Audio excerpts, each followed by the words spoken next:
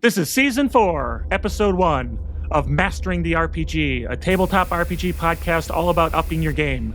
Doesn't matter if you're a game master or player, you'll find advice, ideas, and some strong opinions. Our episode tonight is Villains Part 1, Nemesis Hooks, or No, Mr. Bond, I expect you to die.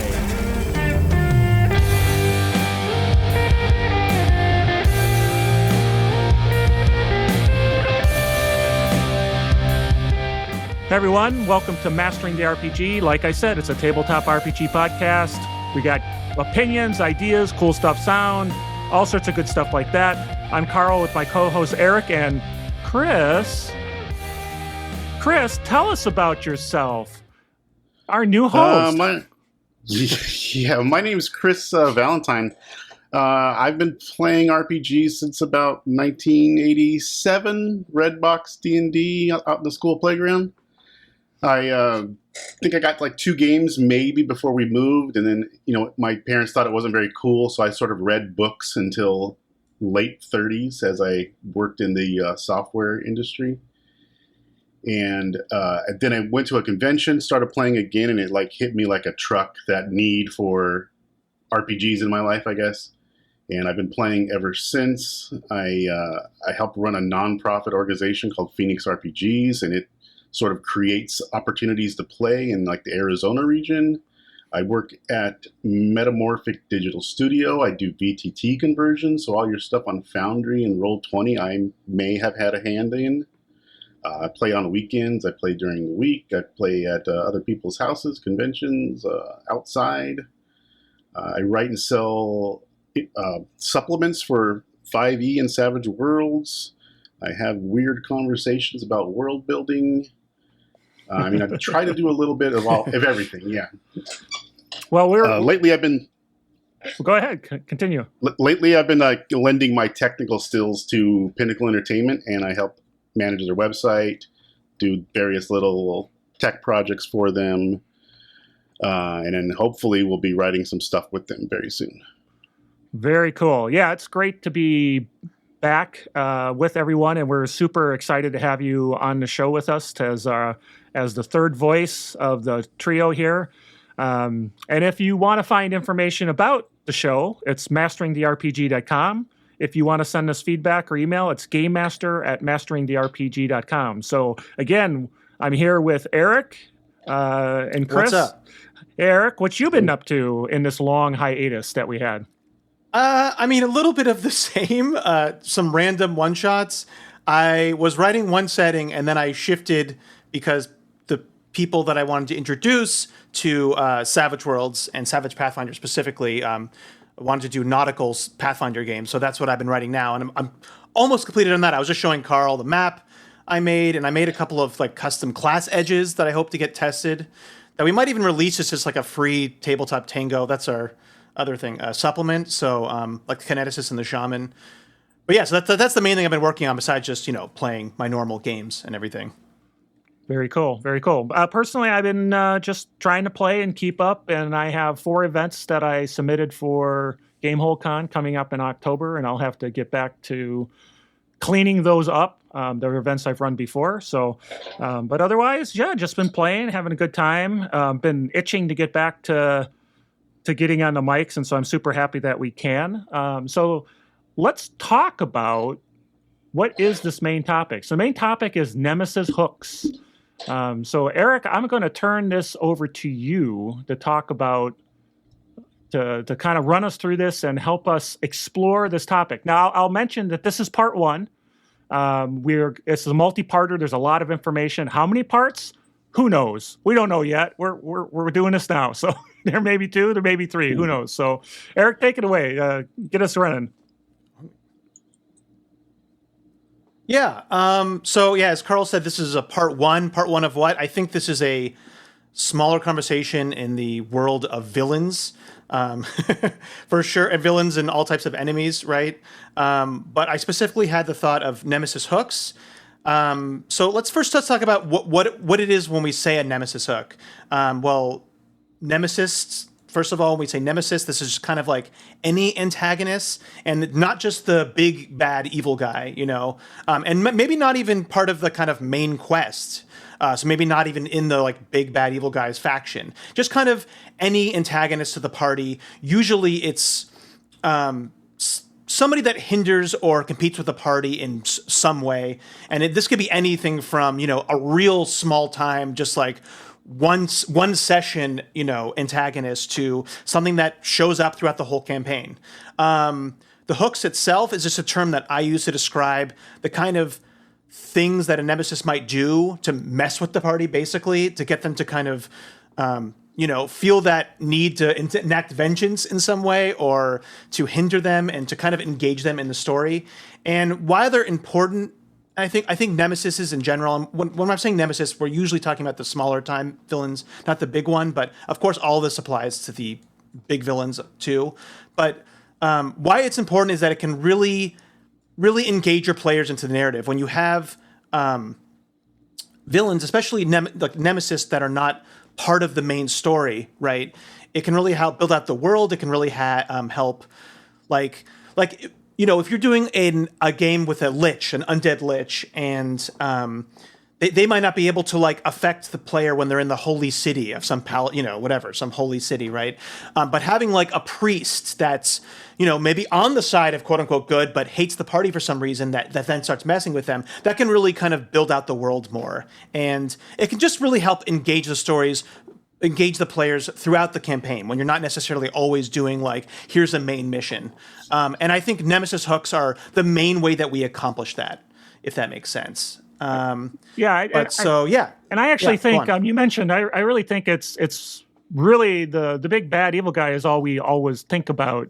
Nemesis. When I think of Nemesis, it's an antagonistic NPC or party that's against the players that isn't necessarily the big bad guy. I don't even think of them as, because the big bad guy is too obvious, right? These are folks who may be helping drive a sense of urgency because they're the ones, a step ahead or causing problems to them getting the main quest completed on time.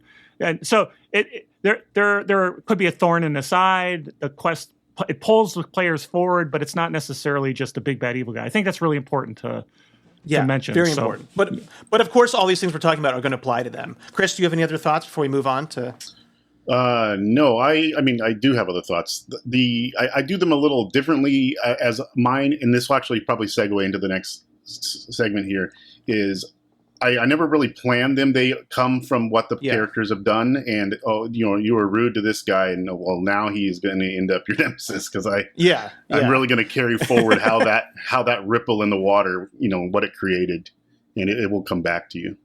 For sure. And that is a great segue, because what we're talking about now, we're first going to touch on kind of creating Nemesis. And again, this is a part one. There's definitely a bigger conversation here when we're talking about, writing more compelling characters, like three-dimensional villains and whatever, and backstories and all that stuff. We're not really talking about that here, but I felt it important that we touch on kind of where you get the inspiration from, just as Chris was saying.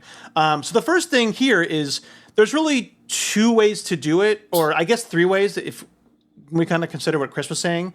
One of them is that we can, often we can mine character backstories. Like people in their backstories will create nemesis. I always, when I'm doing my backstories, and we've talked about this in other episodes, Chris, we've talked about this before, that when you're writing out your player backstories, often some players, like me included, I guess, will I'll bold out like my little villains that I have just in case the GM wants to use them, right? That's my kind of if you want to use this to engage, then go ahead. Like in the game that I'm playing now with Carl, I wrote in that the mother of my character, who doesn't know that, is actually a hag.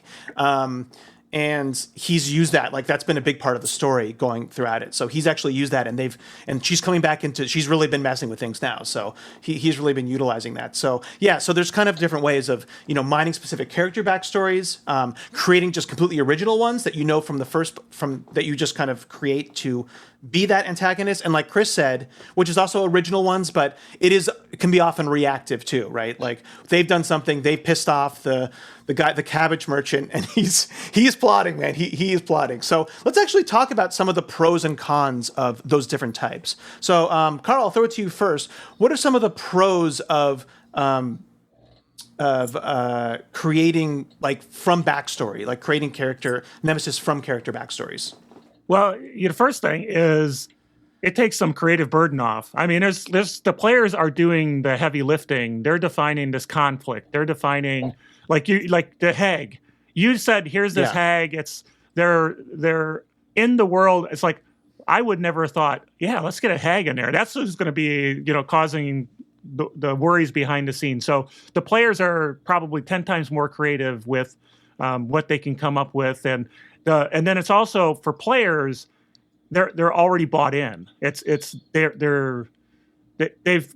this is their character's backstory that you're using, so they're already bought in. They're already excited about it. To have that come up is pretty cool. And if the player party has something similar, then it's even engaging everybody, which can be a con when we're binding stories. But we'll talk about that.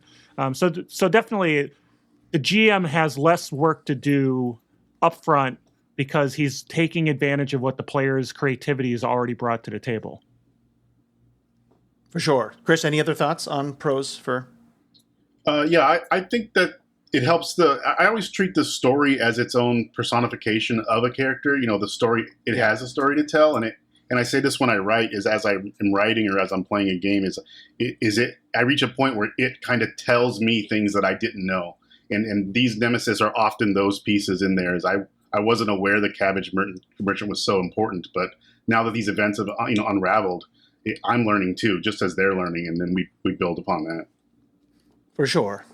And then so some of the cons I think of doing that is, first of all, I think some of the cons that you can get caught up in with this is that sometimes it will, when you make a Nemesis from a character backstory, it can almost feel like whenever the players are dealing with that, if it's like one character's kind of in their backstory, it can maybe then feel like it can be easy for the GM to get caught up in making that character and have the spotlight every single time, right? That can be like a real big pitfall as far as, because it's that specific character's Nemesis, even though the Nemesis might have messed with the whole party a couple times now, it could still always feel like that it's the spotlight for that character. And that's the character that takes the lead every single time, which is can definitely happen, but I think that you can get around that, but just something to be aware of when you're doing that.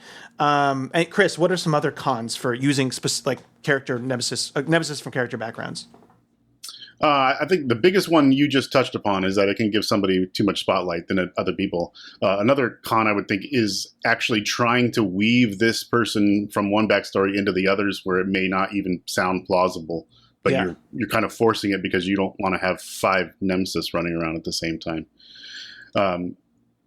As well as there may be aspects of the character's backstory that you necessarily don't or didn't plan to include, and now it's giving a little bit of other burden that now, well, I also need to have this city involved or this whole backstory mini story that I didn't really plan on. So now there's a little bit more I need to weave in overall just to make sure that makes sense. And for sure. Really good point. Great. Carl, go ahead. Well, no, I was just going to touch again on what you said about the backstory being, it's an individual's backstory. And I think if you are going to mine this, it'd be great if you work with the players. Again, our quintessential session 0, that their backstories aren't so disjointed that this can't happen. Yeah. Now we talk about the game that we're in now, and the hag is truly something purely your backstory, but but we tried to avoid making it the center of attention, but we bring it in and they appear and they're causing issues, and it does affect the rest of the party.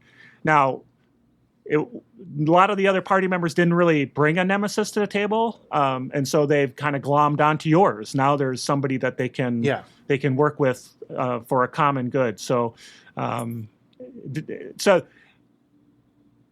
yeah, I mean, it can definitely hold that spotlight on one player, but if you have that conversation and try to let them weave it together as part of their building the backstory, which they should be doing anyway if you're character creating together and building out a cohesive party. And I know, Eric, you like to do that. You like to have a reason why these people, they meet each other organically and there's reasons for it. And hopefully that you can weave that in. Yeah, I think another big one that is something to be aware of is know the player that you're mining it from. I mean, if you know that your player is really down to work with you, or is flexible, or is not so I don't know if precious is the right word about their backstory, but certain players might, like you saw this villain and you put it in, but they might be like, wait, that's not what they would do. It might cause like friction with that player. So if they're the kind of player that is like very, possessive of their backstory almost, that you changing things or you, adding stuff in or you killing this, having the Nemesis fight and die, like that might, the player that might not like that, or the player might, be like, well, that's not what they would do, or like tell you stuff, right? So just know that they're kind of open to that, I think is a really important thing. And then one more I want to touch on, if nobody else has any, is that sometimes it can actually take longer for players to get hooked. If it's only one player's backstory, and kind of on what Chris was saying, that like, if it is disjointed, doesn't really fit the world, the other players might not ever get engaged because they don't feel like Chris said, he normally likes, it coming naturally, organically out of the story. So it might just always kind of have that. Yeah. I think that there's actually a period of time when you're first working with the Nemesis, when you're first introducing them or getting them engaged, that it's not solidified. It's sort of in a malleable state. And if you can get the other characters' buy-in during that time, then they are helping weave it. And it is, as soon as you got the buy-in, like, great, now this covers 2 backstories. Now this covers 3 backstories, 4 characters. And then you end up, as it hardens into the, the surefire Nemesis, and you go from there. I think that's a good period to pay attention for. Oh, 100%. That is a really good point, especially because that's how with everything. Like even when I make a character, and I think we've talked about this before, like I don't know everything about the character when I first make them too, Like you discover characters, you discover as a game master, you discover how your villains act and how you're good, everything is kind of, we all feed off each other and things grow. So that is a really good point. Okay, let's move on to original Nemesis. So these are ones that you've, created to interject in specifically to mess with them, or as Chris said, that's kind of organic, that cabbage merchant that you keep destroying their cabbages. So yeah, let's talk about that. So, Chris, what are the cons? I mean, I think we've touched on this a little bit. But what are some of the cons of original Nemesis? I think you're trying to plan things that because you assume the story is going to go a certain way, up front. And that's a thing that I've heard time and time again is, you need to, when you're creating these adventures, you're creating scenarios and then you wait for the players to play them out. But the idea of pre-creating a Nemesis sort of lends itself to that you think it's going to go this way and you think these things are going to happen. So the time you're invested in creating that Nemesis makes you, as the game master, sort of want to railroad them into it because you just spent a lot of time doing it. I mean, inadvertently or subconsciously or not. But I think that could be a potential hazard, right? If you're creating it that way. Okay. Yeah. It's kind of like they may just not even care. Right. I mean, you're trying to hook them, and without railroading them, they just don't. They don't care. Well, it's fine. The cabbage merchant can be pissed off all he wants, and he destroys the village. Not my problem. And, whatever. And then you move. So it doesn't. It really can be sometimes tough to get people to pick up and because they don't necessarily have any.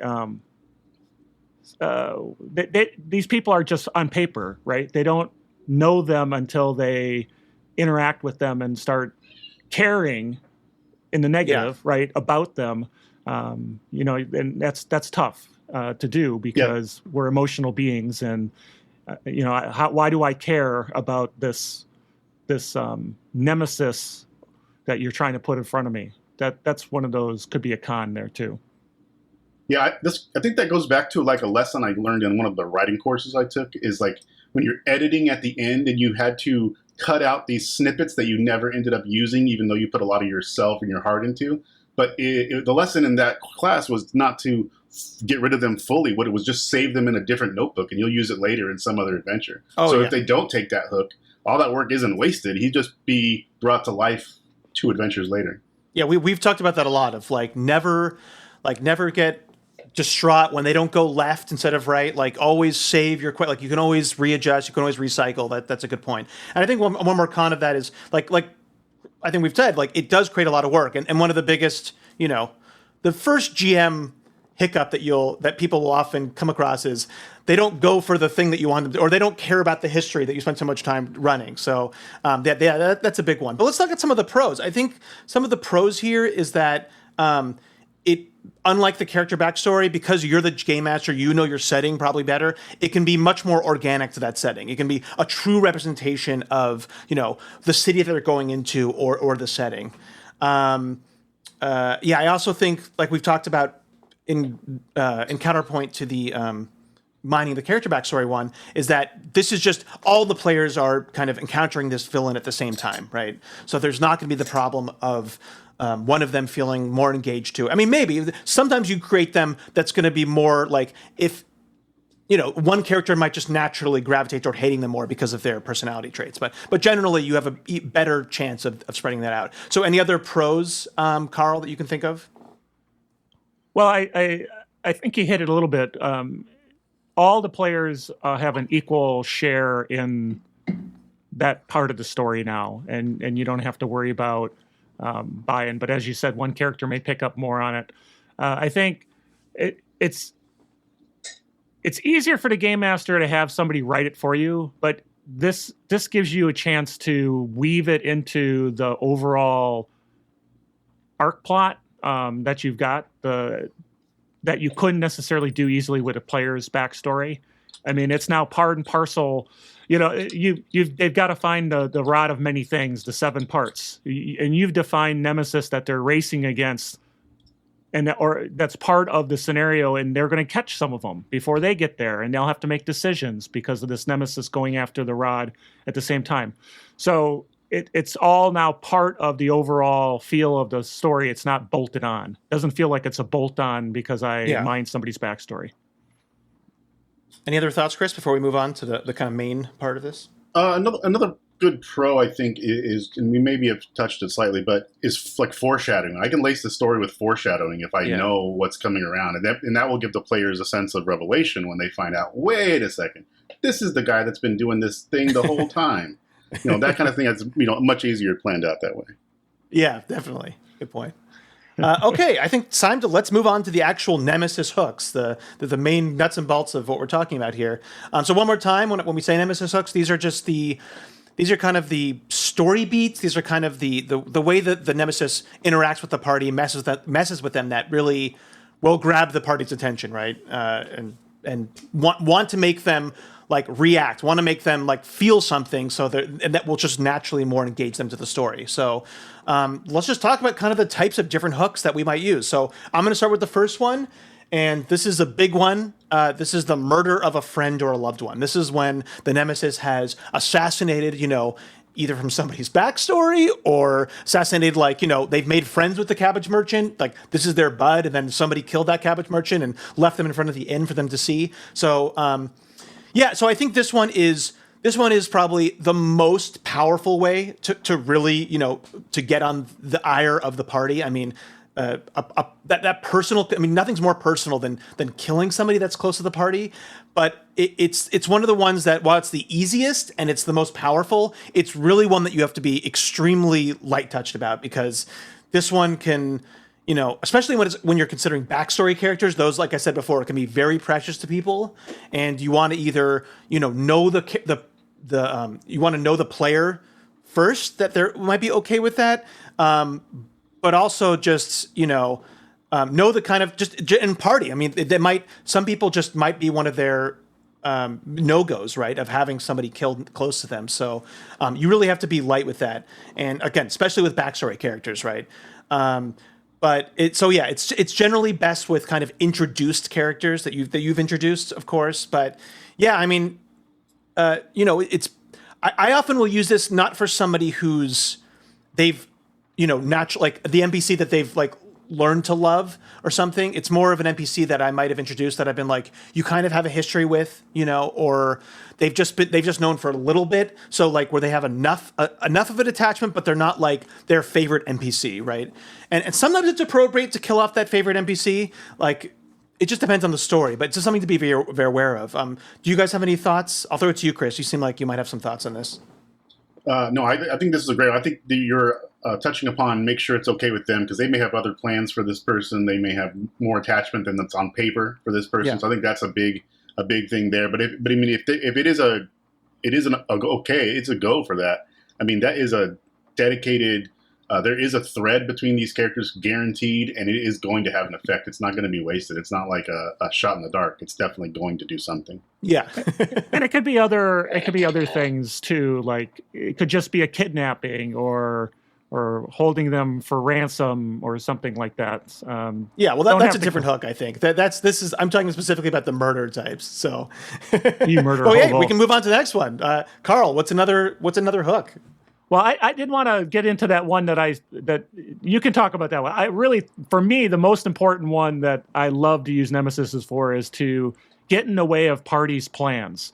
Basically, you got people, the party wants to go do something, and these people are either a step ahead or they're doing things that the party bypasses. Like you get all these hooks, and the parties doesn't take the hook, and their nemesis aren't necessarily evil. They're just competing. They take the hook, and suddenly they're getting the kudos. They're getting the victory lap because they did something, and the party's like, well, wait a second, well, who are these guys? What are they doing? And they're getting to the treasure first, or they're beating them in some way, shape, or form, and it really gets the party up, like kind of, hey, who are these guys? I want to really take them out, not necessarily kill them, but I want to beat them at their own game. And it just adds a lot of interesting tension without necessarily being deadly. We don't have to kill anybody off, but there's all this tension because I want to get there first. Why did my treasure disappear? Why did they solve the crime before I solved it? There's just so much cool stuff that you can do. And this goes back to, it's not necessarily a big, bad, evil guy that we're talking about. It's another party. It's another person who has their own interests that are just helping push the players along, or showing them that there's a sense of urgency, or showing them there's impact in the world if they don't do something. Like they decide they're going to ignore something. Well, along comes the Nemesis and don't ignore it, and get something from it that the player characters could get. And now they've got a whole nother thread of how do we make right that which was wronged because we weren't there at the time we needed it. So it's pretty fun. I think it's a great. It's a great one. That one's one of my favorite ones too. I think it's definitely the most fun. And like you said, these are more for, generally they're more for the ones that are kind of like they're kind of the antagonist, but they're also kind of, you might have like a, witty exchange between them or sometimes, it's like lighthearted or somewhat. Yeah, so some of the other ones I like with this is like a contest. Like if they're involved in like an archery contest or something, that this other person might like cheat to get ahead. Or another one I really like about this one is that they've unveiled the party's plans, like to like the king or at the ball or something, right? So disrupting the party. There's so many different ways you can kind of disrupt the party. Another one, my favorite one, is like that they took too long getting to the the dungeon, and then they've come in, they've gone through the traps, and then like, wait, this has already been looted. Like, what's going on? And there's like a calling card left behind. So yeah, this is another one of my favorite ones. Do you have any more notes on this one, Chris? No, this is one of my favorite ones. This is the Raiders of the Lost Ark, and we just did a lot of stuff to get the golden head. And a guy from Archaeology 101 that I used to go to school with just took it away from us, and I am horrified. I'm not happy. yeah, for sure. So Chris, do you want to talk about another hook that you? Let's talk about my favorite one, which is Betrayal. This is the one that this is the one where usually it's one I use a lot. So it's like, even maybe they've done an entire campaign arc with this character as an ally. Yeah. And, that first mission or two, and it was somebody they relied on, somebody they like, but, I had plans for him the whole time. And now something happens in the night, he's gone, the information is gone, the valuables are on, whatever. And there is a whole other agenda that he's had this whole time. And it's unraveling, how could you, I'm so betrayed, I feel double-crossed. This type of thing, I think, lends itself to some other things too. Like when there are nemesis, but there are also allies, right? So this could be, the ally is done now. I have nothing else to do with him, so I'm just going to turn him into a nemesis, carry forward, and I have one less NPC to create. That's a really good point. And I think because it's like you've already spent all that time building the character out. They've interacted with the player so much. So they're going to be one of the most three-dimensional NPCs that you have. And really nothing, underneath the murder part, like nothing kind of cuts deeper than a betrayal, and just the complexity of that, and like the second guessing that they'll have. So yeah, I agree with you. This is right below Murder One. This is one of the most powerful ones you can have, and like we said, it can utilize one of the most three-dimensional assets that you already have and take advantage of that. And it could also shift into like a really interesting side quest. And that's one thing we didn't really talk about with Nemesis, is that, they really help with those kind of side quests and fleshing it out and kind of exploring different parts of the world that you wouldn't necessarily explore. And with the betrayal one, I mean, that will really like, wait, what happened? Like, what faction? Why did they do this? And like, it turns into like a little mini mystery part that you might not be the normal theme of it. And we've talked about this in other episodes, Chris, where like switching up themes can really help invigorate campaigns, right? Like, it helps keep it alive. Like, if you just have the same kind of beat every single time, players can get bored. So that's a really good suggestion. Yeah. For the only thing I would caution, of course, is betrayal is just like murder is a very powerful thing. And if every time there's a betrayal, the players will start kind of, they won't trust you anymore. And use it frugally. I mean, sometimes, like on our game, sometimes food is just food. We had a situation where the player characters would not eat the food of these nice people because they just were doubting all the time. And betrayal doesn't, it has to be used sparingly so that they don't expect it and that they don't always think that the quest giver is a actual double agent or an evil person. So just like killing, be sparing with your killing the loved ones too, right? Yeah. So yeah. You have to wait till the last tings finally wore off, and then you do it again. once they feel safe and that's when you hit them, right? Do you have any more thoughts on this one, Chris? I wanted to tack on something to the side quest comment. Okay. I totally agree about the Nemesis and the side quests, and without those things that really put girth and meat to the story, it's just a point A to point B straight line running contest. And if it wasn't for all these side quests and little other things, it wouldn't be an adventure. It would just be a race, right? Yeah. And I think like this could be like a different episode. I think we might have even talked about it, but to me, side quests are often the most interesting part of games, like video games and campaigns often too, because you can just do so many different things and have a fresh take on things. So yeah, let's talk about another hook. So one I want to bring up here is this one is the easiest and kind of the most lowest risk is stealing their treasure and gear. And this one is just real easy to do. Is like they get back to the inn, right? And all their gold is gone. And so, like I said, this one is players are always going to care about most of the time, depends on the game, but usually they're always going to care about their golden gear. Again, there's some caveats here if you don't want to like steal their, maybe their precious heirlooms. It just depends on the player, right? And the character. Again, it just depends on knowing your players a little bit, but this one is just always an easy kind of go-to. You could do this a lot of different times in so many different ways. It's just the easiest one to do is just have them steal, their stuff. And it's something that you could even do that like you gave them too much gold that they're excited about, then knowing that, I'm going to have somebody steal it, even off screen. And so it might feel sometimes a little bit cheap because you're doing it off screen, but sometimes you just kind of need to do those things, right? To like engage the players in a certain direction. We don't always want to railroad players, but it's, it's not also, but also games aren't truly always a completely open sandbox, right? That's kind of a myth. So, yeah, I think this one is my often go-to to do it. But yeah, again, I think currency is the easier one and less impactful. So it's always a safe bet where items are going to be more impactful, but you can run into some players might not like that. So any of you guys want to throw in anything on this one? I use stolen treasure for when I accidentally gave the too powerful a magic item. That's when I throw that one in there. I was like, it's your safety it's actually gone now. Yeah. Awesome. Yeah. That's a really 5e problem, right? Like, for exactly. sure. Yeah. Carl? This is not one that I've used a lot, to be honest. But then I don't give a lot of magic items, like crazy powerful magic items. I think it is that Indiana Jones thing, right? Is that you're able to get what you were after, and as you're taking a rest, you do the downtime. I've got the Book of the Dead in my hands. While you're downtime, then somebody takes the Book of the Dead because they want to use it for something, and now you've turned it into that potential betrayal, double agent, something. It's now that becomes the MacGuffin in and of itself, something you've already gotten. So I could see where that would be an interesting thing or interesting take on the Nemesis working with you or against you. All right, cool. Chris, you want to talk about any other hooks? Sure. Let's talk about sibling rivalry.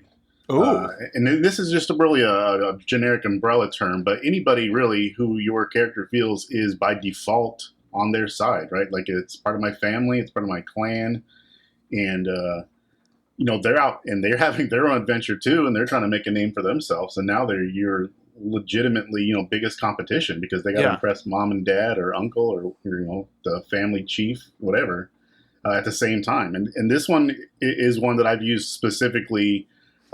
Mostly because I couldn't think of anything, so I just mined the backstory for the most pertinent person that hasn't. They didn't write a lot about them, so I'm going to fill that gap in with they are a very competitive NPC, and I think it really brings out. It not only does it help the story a little bit, which again is a little bit of lazy on my part usually when I use it, but it does make that character have to write more about their backstory because most of the information about them is going to come back from them anyway. They know more. I get to see like one perspective, but I assume the person, the character owner, the player, knows more about this village or their family than I do. So they'll have to fill those gaps in. So it's a good tool to really engage that player to fill out and think about their backstory more and kind of utilizing the rivalry, the social currency of their family, right? Very cool. And understand what that rivalry is, kind of upfront. And it is the player, the first son of the king, and the rivalry is with the second son of the king, and both wanting to go to the. So you understand that, and then that guides all the decisions because now these rivalries, these nemesis, they're making decisions in the background. Now you've got something that's guiding that decision-making process. What are they doing against the player or the player characters to thwart them? Well, it's based on the goals that they have, and that's true of a lot of the other hooks we're talking about as well. Yeah, very cool. And I think right off the bat, another one that I like that is extremely powerful, and I think that sometimes gets underutilized, are like the social ones, the social attacks, I might call them, one that if the Nemesis has spread rumors about them, like negative rumors, right, then a smear campaign on the party before they've come into a city, that can be hugely impactful, right? And just that feeling of they need to overcome that. And it's not combat, right? It's not murder. It's just that social currency, like we said, it's the influence that the party has. So that can be extremely potent. And will really, engage them in a more political type quest or political type gameplay. And there's just nothing like having your names. It's similar to the betrayal, but it's just a different kind of animal, and can really, really mess with the players and want them to be invested in the lore more, right? Get invested in what is the legal stuff in the city? What's the bars? How do we get to where's the people that deal with information, the brokers? So that's a cool one. So what are the other kind of ways we can utilize social attacks, Carl? Well, from a social attack standpoint, I mean, you can basically anything that you would do to get your own renown or build yourself up, they can tear it down and do it in the background. It could even be like the king or somebody in the court who's just trying to keep you from being successful by talking in the ear, worm tongue, talking in the ear of the king to keep you from actually being able to complete your quest. For no reason. They're not trying to get the treasure. They're not trying to, but they're trying to keep things back. And it could be anything, right? It could be very high level people. It doesn't have to necessarily be another, low level person spreading rumors in the bars. It could be at the highest level, creating that animosity for your players.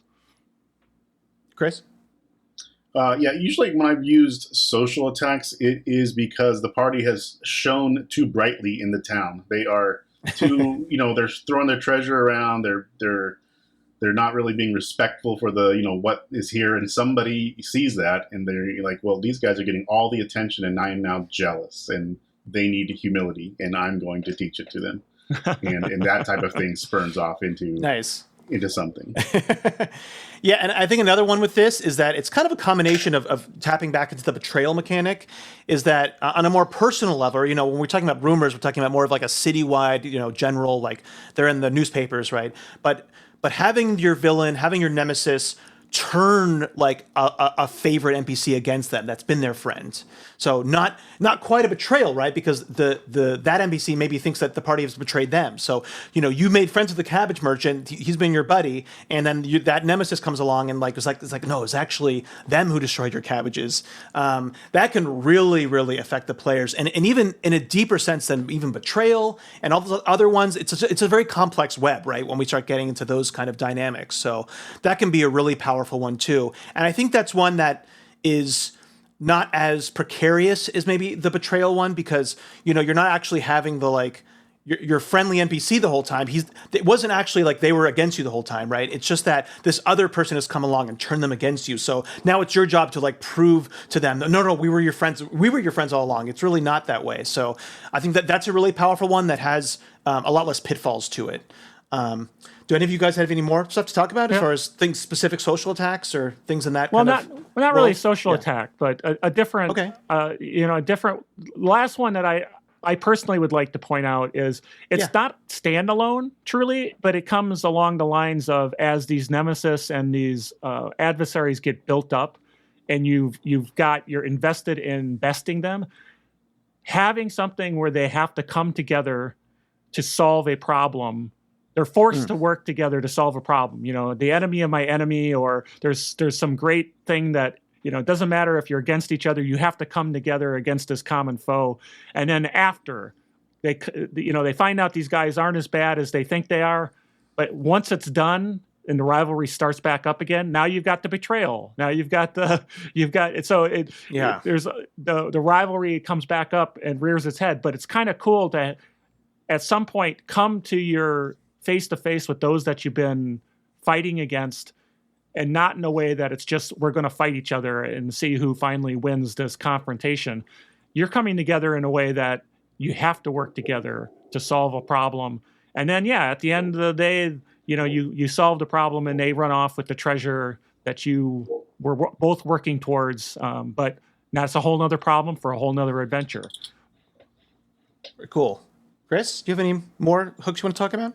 I don't have any more hooks I want to talk about, but I just want to mention this cabbage merchant that's repeatedly coming up. My campaign that we're running right now, one of the main NPCs in the town is literally a cabbage merchant. Okay. And all this stuff has happened, and I wasn't the first person to bring that up, so I think it's the most amazing example.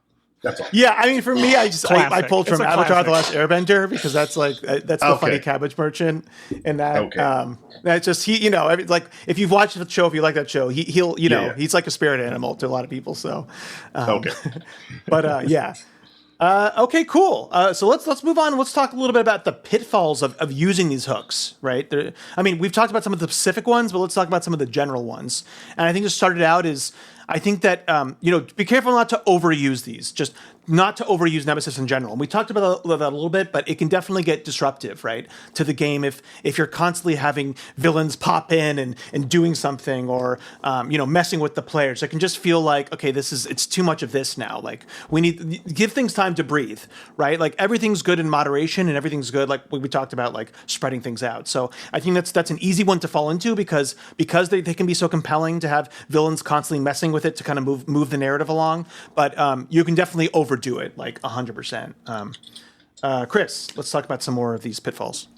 Time. I mean, it's possible they're more invested in your nemesis than they are in your big bad evil guy. I mean, these guys can, they can, this whole thing can skew. I'm just, going off in another direction, and then getting them off of that back on the main track could be difficult. I mean, this is when you're writing an adventure, or you're first coming up with adventure, the big bad evil guy usually is something you came up with by yourself before the game happened, and that was kind of your thing. Yeah. And then as the course of the story came, and the nemesis have way more organic, so they're probably potentially far more invested, and then it might be hard to get back on the main timeline.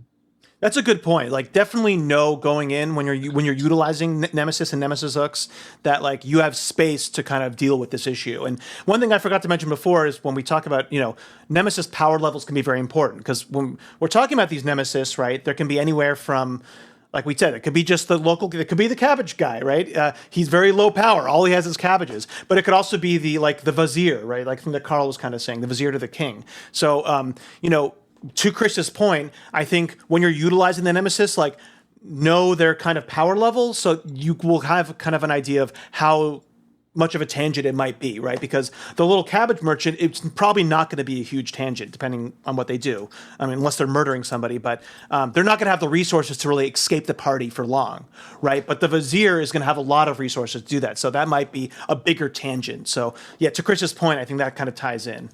Carl, what are some of the other pitfalls? So one of the ones that you have to really super be careful with, I think, is there's a competition going on, right? These are your nemesis. They're working against you in different ways.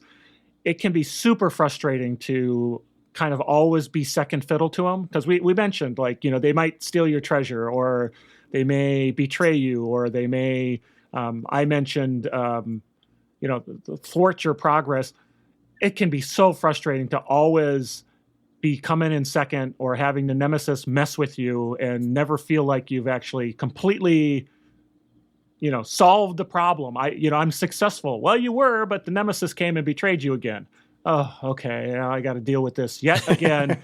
It's like, okay, it's like you're as a game master pushing them off the main arc now. There's a chance that they're coming off the arc, but now you're pushing them off the arc because you're constantly sort of pulling the rug out from underneath them. So you got to be careful that they don't become the nexus of the story as they keep messing with the party. That's a really good point. Like you definitely don't want to overshadow the players themselves with a nemesis being larger than life, being too powerful. Because ultimately, like the nemesis are tools to, the players are the heroes. And while you might use the nemesis hook to make them disrupt them and make them feel not the heroes for a bit, ultimately it's all in service. It depends on the game, right? Not all games are like that. If we're talking about like Cthulhu or Alien, right? But generally, the players are the heroes. So these are tools in service to ultimately make them feel like the hero, right? If we talk about the hero's journey, there's always the fall before another rise, right? So I think that is a really good point. Chris, throw it back to you if any more pitfalls. I think the other one we touched on a little bit. If we're not getting enough buy-in from the characters or we're not getting really the effect we want. So now we've taken on this detour, we've gone down this side road, and it either is boring or not interesting or too easy, right? The nemesis that we've hyped up for 2 sessions was taken out in 2 rounds, and it's all done now. It has to really pay off. The payoff has to be worth the investment. Yeah, that's a really good point. Yeah, that's good. Yeah, like have the payout, like have an idea for the payout for sure. And I think to that, like just building on top of that is like, if they're not buying it, like don't keep pushing it. Like even goes to like you creating that original nemesis, right? So you might have been like, okay, I feel so invested, but it's kind of like a sunken cost fallacy. Like that is already behind you, so don't just keep pushing it because you put that time in. Like that is a fallacy, right? So yeah, that's a pitfall that can definitely be is that you keep pushing the nemesis forward, even though it's not engaging the players, they're not interested, it's not fitting, it's just not working. Don't keep doing it, just move on, right? Yeah. The nemesis is the darling you can't be afraid to kill that they talk about in writing. Right? Exactly. For sure. Carl, any more thoughts on this? They have their, like anything else in gaming, they have their place. And like you mentioned, don't overuse them. Don't make them disruptive. Be careful, like we talked about with killing player characters, family members or whatever, or friends. You be careful. Don't do it a lot. Careful with betrayal. So I think the pitfalls, one of the main pitfalls is everything in moderation, to make sure that it doesn't become the one trick that you're pulling out constantly, and that's the only thing driving the story forward. So use everything in moderation, but that's true of most things, right? For sure. And building on top of that, I think, and we touched on this a lot, but just to reiterate it again, because it's so important, just be careful about crossing lines. Like, know your players, and if it's a new game, take a more light touch until you know them better, if it's a new group or something. But it is very easy to cross a line with somebody, and we just don't know. And especially with, like I play most of my games online, and it's going to be much harder to read people online. Like that's just a fact, right? Especially if you're not using video. So I think it's much easier to cross lines. And we've talked about before. We've talked about like, I can't remember the name now, Carl, but like, where people you set up beforehand people's where their lines are, right? Lines and veils. Lines and veils. Yeah. So again, that completely feeds into this. So for some of the more serious ones, just be aware of that and be kind of sensitive to that. So anything else before we move on to our final thoughts? Nope. Not for me. All right. So final thoughts. I think we've kind of touched on that. I don't know. Do you guys have any final thoughts you want to share? But the only thing I want to kind of reiterate, and we talked about it right up front, Nemesis are not necessarily the big bad evil guy.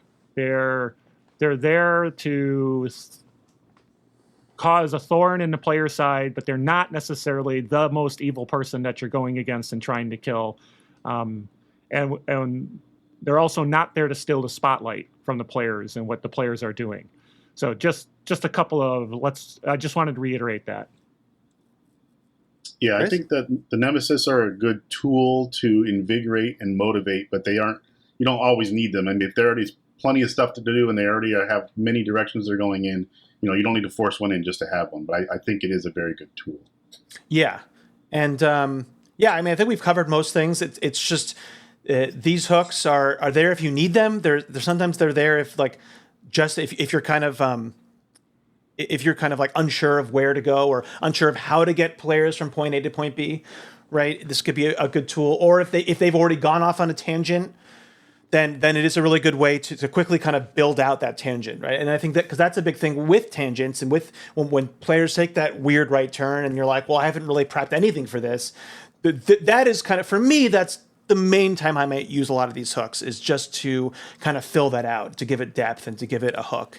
But yeah, again, like we talked about, this is definitely part one. I said it's a little bit disjointed how we're doing it, but I feel like it was an important enough topic on its own. But this is definitely a smaller part of the conversation in the larger umbrella of villains, for sure, right? There's a lot more to talk about when we're talking about villains, the big bad evil guy, and smaller ones included. So yeah, look forward to that. Yeah, ha ha ha, big bad guy. Villains. All right, everyone. Hey, thanks everyone for tuning in, and hopefully you got something out of it. Remember to drop by masteringtherpg.com to learn about all the other projects we are working on and contact and support us. Please email gamemaster@masteringtherpg.com if you have a question or need some advice, or you need something to be adjudicated. We'd love to do that. So send us a note, send us an email. We're back, so we're more than happy to answer those questions. If you like the show, again, positive reviews are always awesome. Let us know about it in email. That would be cool as well. And then I need to update that website to have Chris in it. So when you go to the website, hey, you won't be there quite yet, but give us time and we'll get that done. And so once again, this is Carl with Eric and Chris. Say goodbye, guys. Happy gaming.